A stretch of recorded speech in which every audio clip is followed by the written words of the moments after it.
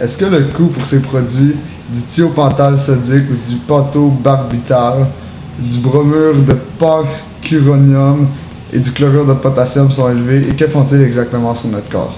En fait, c'est des produits qui sont vraiment pas dispendieux, mis à part maintenant le thiopental sodique, parce que c'est un médicament qui est discontinué, donc qui est disponible uniquement sur le marché noir.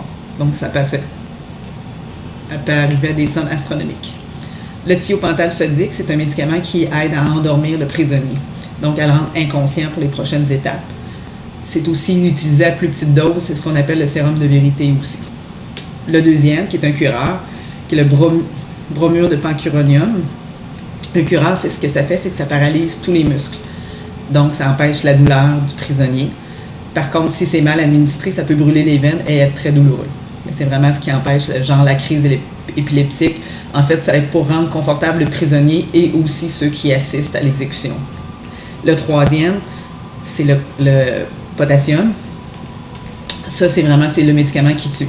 À forte dose, tout simplement, c'est que ça crée une défaillance cardiaque, donc un arrêt cardiaque par fibrillation auriculaire. Donc, c'est vraiment ce qui arrête le cœur du prisonnier. Le chlorure de potassium. Le chlorure de potassium. Existe-t-il d'autres produits plus efficaces pour parvenir au même but? Il n'y a pas de produit plus efficace depuis que le thiopental sodique n'existe plus aux États-Unis. Seule la France le produit et la France refuse de le fournir aux États-Unis parce qu'ils sont contre les exécutions.